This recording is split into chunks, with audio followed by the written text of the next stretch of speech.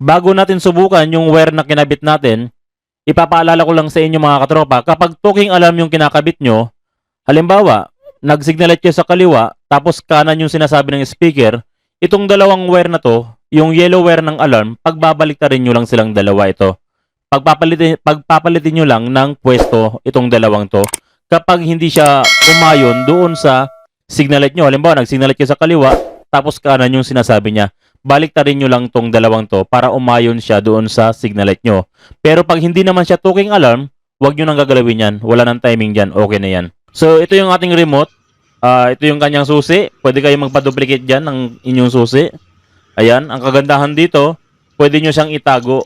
Hindi katulad nung naunang remote na nakataas palagi siya. So, sagabal siya dun sa bulsa. Ito pwede nyo itago. Halimbawa, yung motor naka-neutral. Ayan, naka-neutral yung motor natin. Pwede nyong paandarin. Nakikita nyo sa dashboard yan, naka-neutral. Patayin natin. Pwede nyong paandarin yung motor gamit ang remote kapag naka-neutral. Aandar yung ating motor. Ito. Pipindutin lang natin to ng 2 beses. Pindutin mo natin. Medyo parang mahina na yung battery nito. Isa pa. Medyo matigas eh. Mahina na yung battery ito. O, so ayan. Pipindutin nyo lang siya ng 2 beses para umandar yung ating motor. Kapag naka-neutral, aandar lang siya kapag naka-neutral.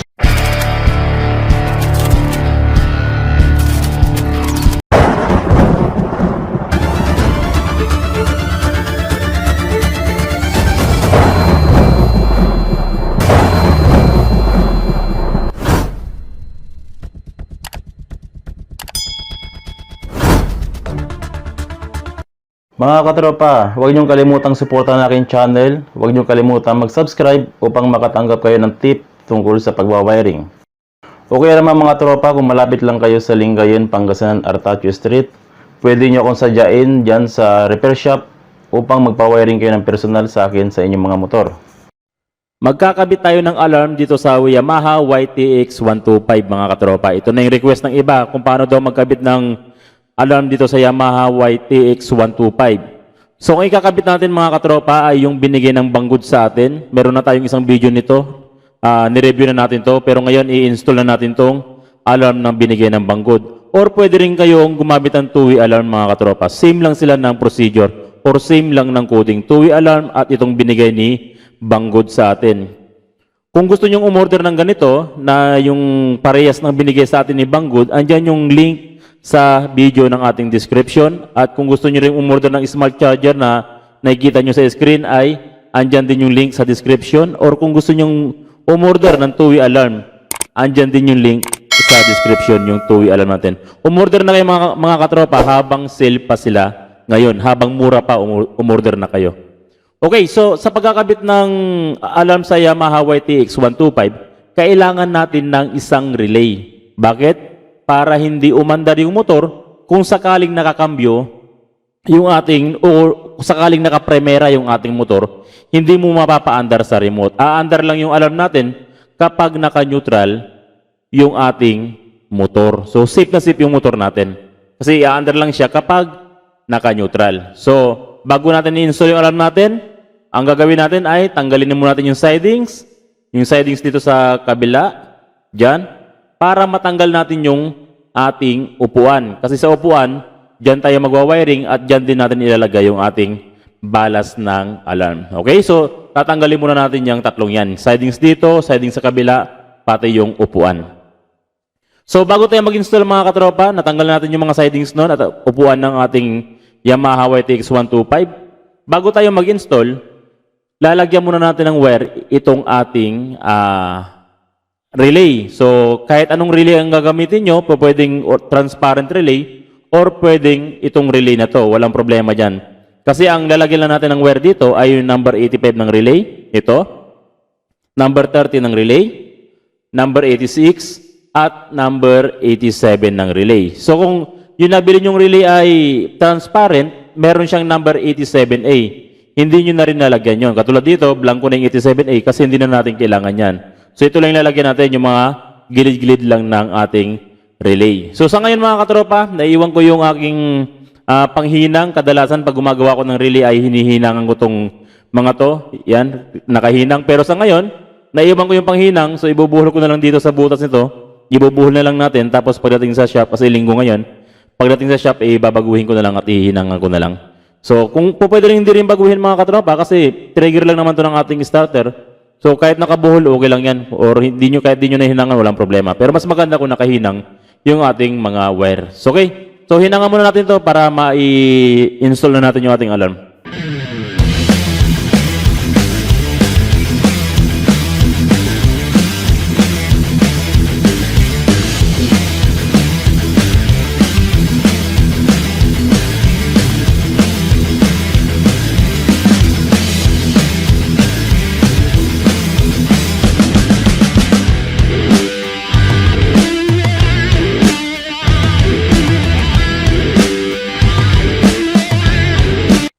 Heto na yung ating relay. Nalagyan na natin ng wire. Walang problema kung nakahinang man siya o hindi. Okay lang yan. So, ang nilagyan natin ng wire dito ay number 85, number 30, number 86, at number 87 ng relay. Yan. Yan yung ating mga wire.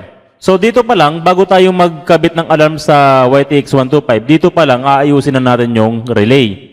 So, yung number 85 ng relay, ito, number 85, at yung number 30 ng relay, ito, pagsasamahin natin silang dalawa. So, mayroon tayong purpose dyan, bakit natin pagsasamahin itong 85 tsaka number 30. So, mamaya ko na ipapaliwanag yan, bakit natin pinagsama to, at mamaya ko na ipapaliwanag kung anong gagawin natin sa relay na ito. So, ang importante, dito pa lang, bago tayo mag-install ng alarm sa ating motor o sa ating Yamaha YTX125, ay pagsamahin na natin yung 85 at 30 ng ating relay. Yan. Tapos, lagyan natin ng electrical tape. So, mga katropa, habang nagtitape ako, ini-invite ko kayo, kung bago pa lang kayo sa channel ko, huwag niyong kalimutang mag-subscribe at i-on ang ating notification bell para ma-update kayo kung sakaling meron tayong bagong video tutorial na makakatulong sa inyong motor at makakatulong sa inyong panghanap buhay araw-araw. Maraming salamat sa mga nakasubscribe at maraming salamat sa inyong suporta. So ito na mga katropa yung ating relay. Yung number 85 at number 30, pinagsama natin silang dalawa. So yan, good na yan. Okay na yung relay natin. Mamaya na natin i-discuss yung relay natin. So, dito muna tayo sa ating wire ng alarm. So, kunin ko muna yung wire ng alarm. Tabi muna natin to. Sa wire ng alarm, ganito ang pagkaka-organize ko sa kanya. So, in-organize ko na yung wire ng alarm. So, dito, merong tayong dalawang split. Dito sa unang split natin, meron na naman dalawang magkahiwalay na wire. So, meron tayo ditong kulay blue na wire. Ito yung ating sa trigger ng starter. At meron tayong red tsaka black na wire. Ibig sabihin, ito yung negative at positive ng alarm. Okay? So, next natin, dito naman tayo sa kabilang sangay. Dito, meron ulit tayong dalawang sangay dito. So, itong isang sangay na to, andito yung ating kulay orange ng wire at yung ating gray wire ng alarm. So, itong gray wire ng alarm, mga katropa, ito yung ating kill switch. Ito yung napaka-importante sa lahat pag nagkakabit yan ng alarm, yung kill switch, huwag niyong kakalimutan yan. Tapos dito naman ay yung dalawang yellow wire. Ito naman yung papunta sa ating signal light. So ganyan ko siya inorganize yung wire ng ating alarm para maikabit natin doon sa Yamaha YTX 125.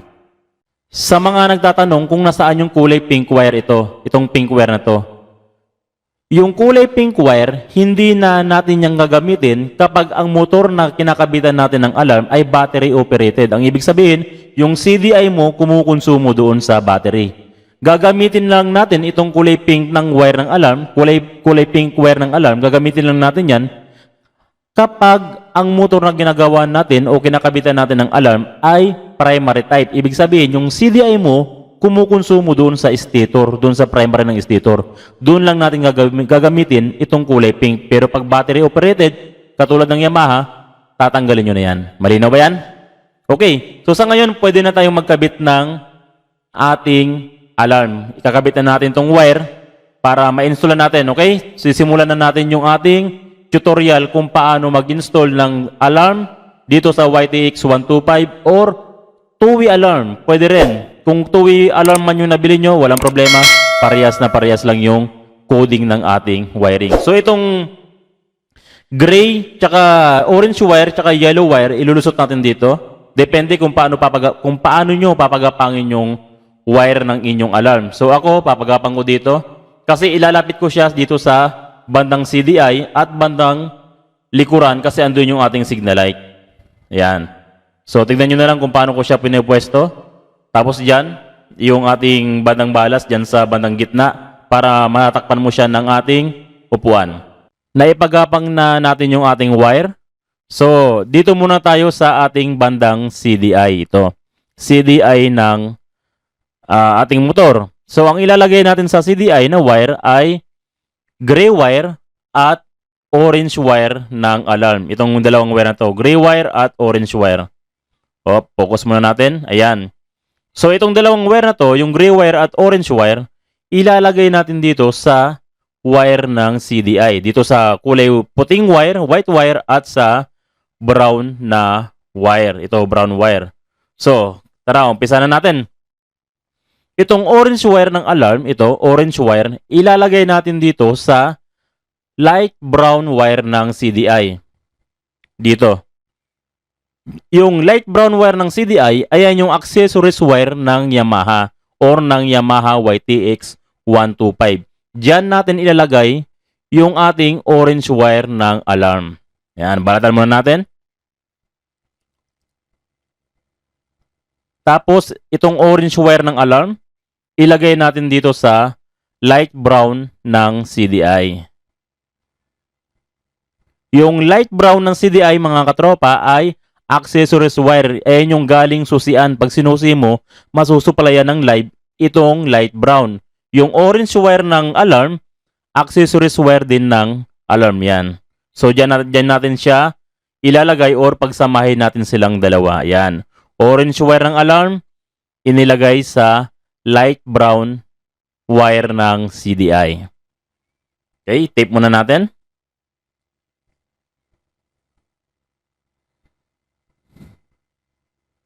Okay.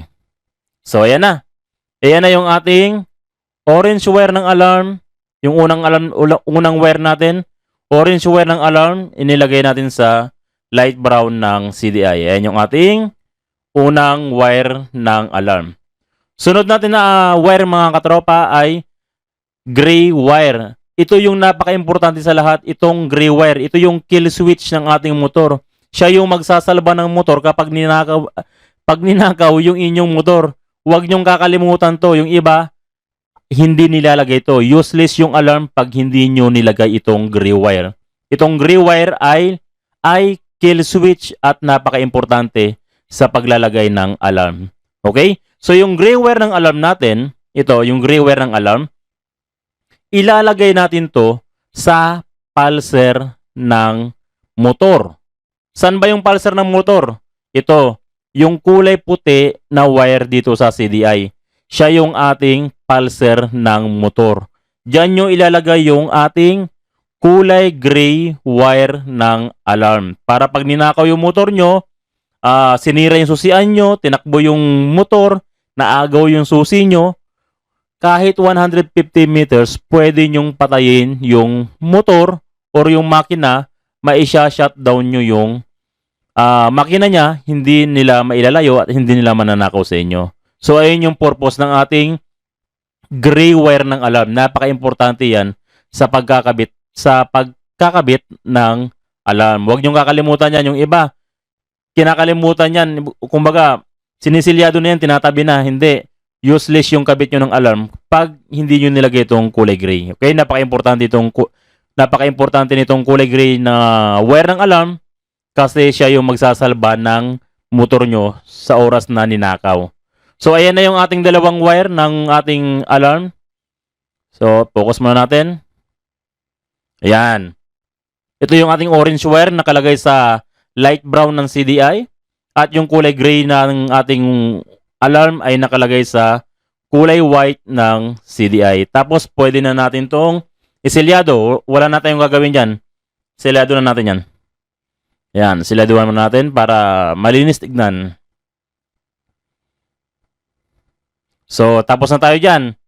Dito na tayo sa dalawang yellow wire ng alarm. Itong dalawang yellow wire ng alarm, ito yung signal light.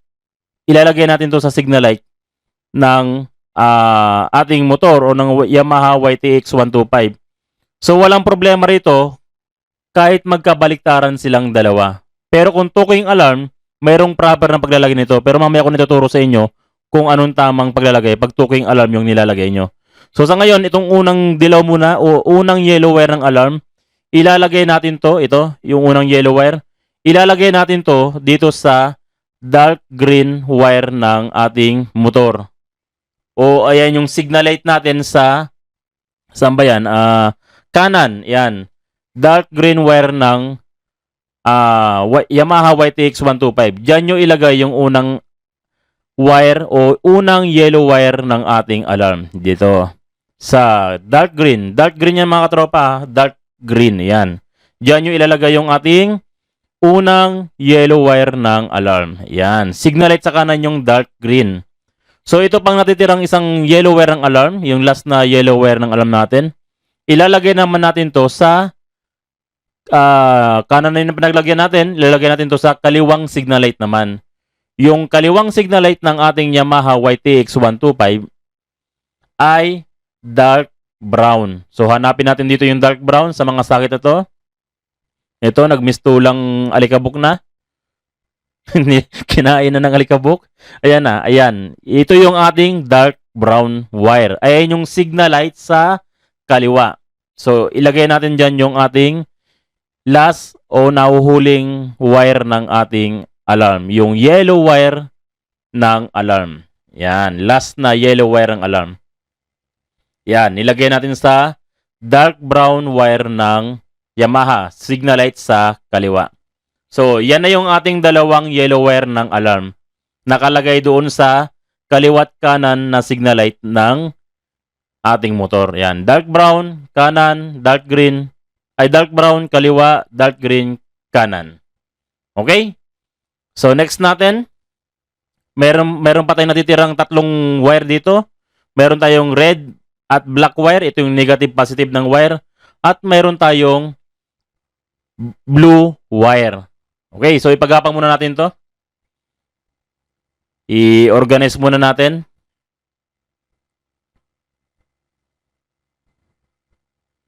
Okay, dukutin nyo lang dyan. Tapos, ipagapang dito sa bandang battery. Yung sa bandang battery, dyan natin ilalagay yung black tsaka red wire. Pero, uunahin muna natin dito yung ating starter relay o yung ating start button ng ating alarm, itong blue wire. So, yung start button natin, dito natin ilalagay sa starter relay. Ito yung kanyang starter relay. So, dito na natin magagamit yung ating relay na nilagyan ng wire kanina. Ayan. So, ang purpose natin dito, bakit tayo gumamit ng relay? Kasi, pag nakakambyo yung motor mo o pinarking mo naka-neutral pero napakialaman nilang daikambyo, hindi mo mapapaandar yung motor kapag naka-cambio. Dapat, mapapaandar mo lang siya kapag naka-neutral. Ito yung purpose ng ating relay para safe yung motor natin, hindi matumba yung motor natin. Okay, so umpisa muna natin dito sa number 86 ng relay. Ito. Yung number 86 ng relay, ayan, number 86, ilalagay natin yan sa blue wire ng alarm. Diyan natin ilalagay yung blue wire ng ating alarm para siya yung magsisilbing trigger ng ating relay. Okay, number 86 ng relay, ilagay sa blue wire ng ating alarm. Ayan. So, ilagay muna natin to. So, gaya nga ng sinabi ko mga katropa, pag ang motor na ginagawa nyo o yung motor na kinakabitan nyo ng alarm ay mayroong clutch, kailangan palaging nasa neutral lang gagana yung ating alarm. Yan na, nagahang ako tuloy ako, nagahang. palaging nasa neutral lang gagana yung ating alarm. Pag mayroong clutch yung ginagawa nyo ng motor o mayroong clutch yung pinag-i-installan nyo ng alarm. Dapat gumamit kayo ng relay katulad nito para sa neutral lang siya gagana. Kasi alam nyo naman, pag nakapremera yung motor at lalo-lalo na may clutch, matutumba siya, dudugso siya o tatalon siya. So ayun yung purpose ng relay natin. Kailangan palagi kayong gumamit ng relay kapag mayroong clutch yung kinakabitan nyo na motor. Excuse me. So, ayan yung ating number 86 ng relay. Nilagay natin sa kulay blue na wire ng alarm. Ayan. So, ayan yung ating kulay blue wire ng alarm. Nilagay sa number 86 ng relay. Okay, so, next natin, itong number 87 ng relay. Ito. Nakita nyo? O yung tinatawag na nating normally open. Yung number 87 ng relay. Yung number 87 ng relay, ayan, number 87, ilalagay natin to doon sa wire ng starter relay ng motor. Dito sa starter relay ng motor, meron kayong makikitang white na merong lining na, blue na merong lining na white. Tapos merong red na mayroong lining na white. Ayan, yung red na mayroong lining na white, standby positive yan ng relay. Positive yan. Pag sinusim yung motor, masusupply ng positive yan. Kasi itong Yamaha YTX 125 ay ground trigger. So yung number 87 ng ating relay, ilalagay natin dito sa blue na mayroong lining na white. Yung blue na mayroong lining na white, ayan yung galing ng pindutan ng starter motor mo. Karugtong niya yan. So, dyan natin ilalagay yung ating number 87 ng relay. Yan. So, ikabit muna natin. I-tap muna natin.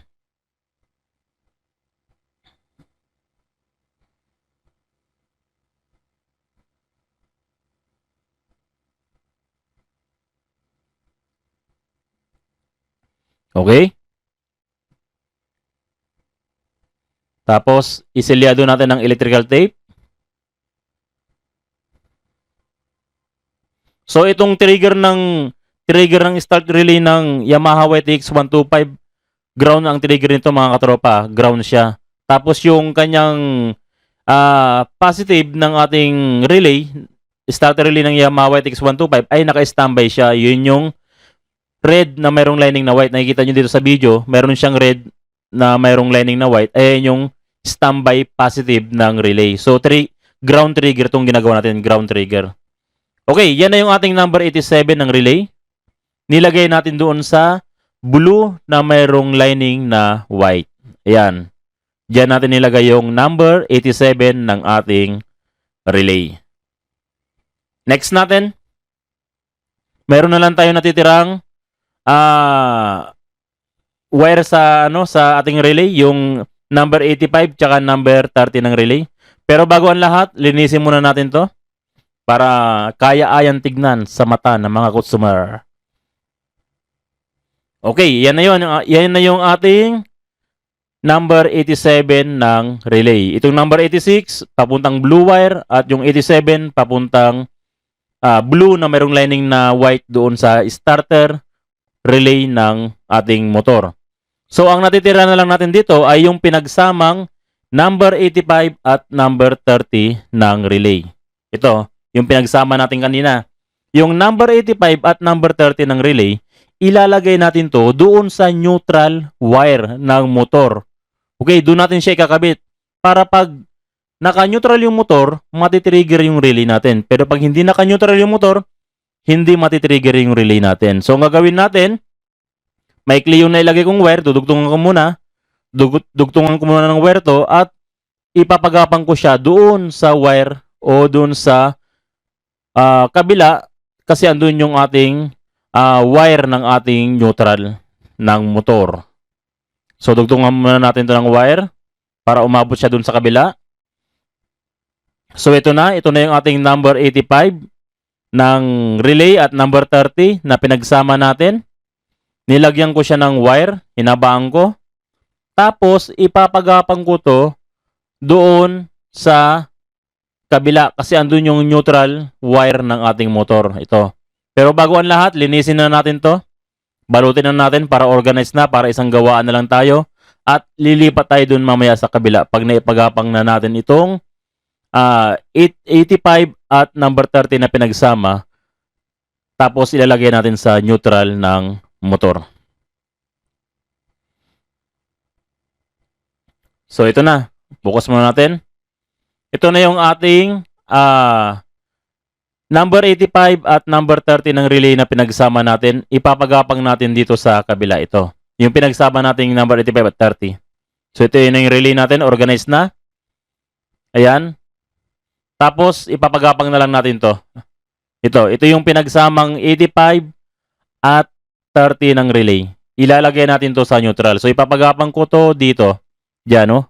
Nakita nyo? Kasi andito yung neutral niyan dito. Andito sa kabila yan. Andito yung kanyang neutral na wire. Diyan natin siya ilalagay. Hahanapin natin yung wire na neutral diyan. So sa ngayon, ipapagapang muna natin. Ilusot natin to. Pero bahala na kayo mga katropa kung saan nyo gustong ilusot yung ating wire. Bahala na kayo kung saan nyo sa tingin nyo mas organized tignan sa inyo. Walang problema dyan. Kayo nang bahala doon. Ang importante yung mga wire kung saan natin nilalagay para tama yung ginagawa natin. So ito na yung pinagapang natin na wire. Yung number 30 at 85 ng relay na pinagsama. Dito natin siya ilalagay para mas maayos pang tignan. Suksok natin dyan. Ayan. Suksok mo, baby. Ayan. So, dudukutin ko rito. Siyempre, pag may sinuksok ka, meron kang dudukutin. Tama-tama yung kasabihan. Pag may sinuksok, may dudukutin. So, ito na yung ating wire na papuntang stator. Yan. Nakikita nyo dyan? Ayan yung ating socket. So, sa socket, meron ditong kulay blue na wire. Ito yung wire ng ating neutral. Diyan natin ilalagay yung ating pinagsamang number 85 at 30 ng relay. Dito sa kulay blue na wire. Ayan yung ating neutral wire. Diyan natin siya isasama. Para pag naka-neutral yung motor nyo, matitrigger yung relay, a-under yung makina. Pero pag hindi naka-neutral, hindi mo mapapa-under sa remote yung makina kasi nga nakakambyo yung ating motor. So, ayan na yung ating wire. Ayan na yung ating number 85 at number 30 ng relay na pinagsama na ilagay na natin doon sa blue wire ng ating motor. Ang blue wire ng motor, ano yung blue wire ng motor? Yun yung ating neutral wire. Okay? Tapos, i-organize na natin yan. Ibalik na natin yan. Yan. Okay, yan na yung ating 85 at 30. Andyan na siya. Secure na. So, mayroon na tayong dalawang wire. Mayroon pa tayong dalawang wire na natitira. Tapos itong mga relay na to, i-organize nyo na rin. Ibalik sa dati para malinis tignan. Tapos itong ating last na wire, itong red tsaka black wire, ilalagay natin to doon sa battery. Itong black wire sa negative ng battery, yan, black wire. Diyan yung ilalagay, ayan yung ating ground ng alarm. At yung red wire, dito sa positive ng battery. Sa red wire mga katropa, since na linggo ngayon, wala kaming dalang fuse, i-rerekta ko muna siya. Pero pag mayroon kayong mabibiling fuse, lagyan nyo ng fuse para sigurado kayo at iwas problema sa wiring. Kung sakaling magka-problema yung ating alarm, at least may fuse man siya. Pero may mga alarm na mayroon ng fuse. Pero ito mga katropa, naalala ko na, may fuse pala tong alarm na to. So hindi ko na ilalagyan to ng fuse, irerekta ko na to sa positive at negative. Kasi may fuse na yung alarm. May kasama ng fuse yung alarm na ilalagay natin. Pero pag yung alarm nyo walang kasamang fuse, maglagay kayo ng fuse mga katropa para safe. So yan na, naka-organize na lahat. Bago natin subukan yung wire na kinabit natin, ipapaalala ko lang sa inyo mga katropa, kapag talking alarm yung kinakabit nyo, halimbawa, nag-signal kayo sa kaliwa, tapos kanan yung sinasabi ng speaker, itong dalawang wire na to, yung yellow wire ng alarm, pagbabaliktarin nyo lang silang dalawa ito. Pagpapalitin nyo lang ng pwesto itong dalawang to. Kapag hindi siya umayon doon sa signalet nyo, halimbawa, nag-signalet kayo sa kaliwa, tapos kanan yung sinasabi niya, baliktarin nyo lang tong dalawang to para umayon siya doon sa signal light nyo.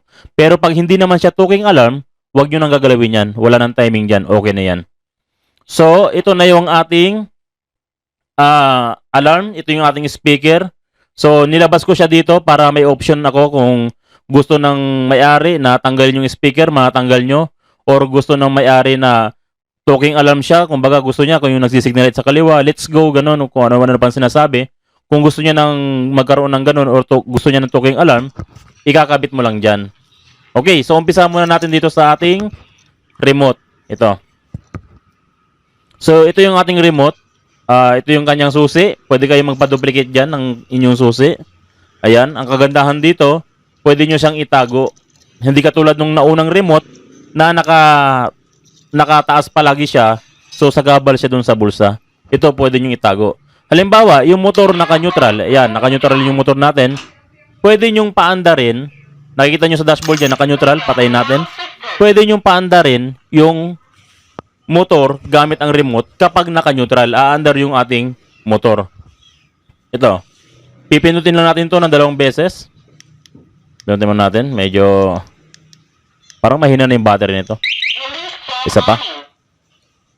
Medyo matigas eh. Mahina na yung battery ito. O, so ayan. Pipindutin nyo lang siya ng 2 beses para umandar yung ating motor. Kapag naka-neutral, aandar lang siya kapag naka-neutral yung ating motor. Halimbawa, yung motor nyo pinarking nyo, tapos merong umapak, kinambyo. O, try muna natin isa. Isa pa. Ang gulo ng bibo. Ayan. Papandarin uli natin 2 beses. Medyo matigas talaga eh. So ayan. Okay? So ayan yun. Nasa neutral siya. Nasa neutral. Ngayon, yung motor nyo, halimbawa na i-parking nyo, na i-cambio ng iba, na i-parking nyo. Siyempre, mga iba, pinaparking nila na naka-neutral, pero may mga umuupo, naapakan yung ating cambio. Halimbawa, naka-cambio ng ganyan. Patay natin yung susi. Tapos, kayo naman, kala nyo naka-neutral, papaandarin nyo ngayon, hindi nyo mapapaandar yan. Kasi nga, nakakambyo yung ating motor. Ayan, hindi siya umandar. Safe yung motor nyo. Safe siya. Hindi katulad ng ibang insulation na pag nakakambyo, napapaandar pa rin nila. Aandar lang yan kapag, katulad nito, naka-neutral. So, paandarin natin.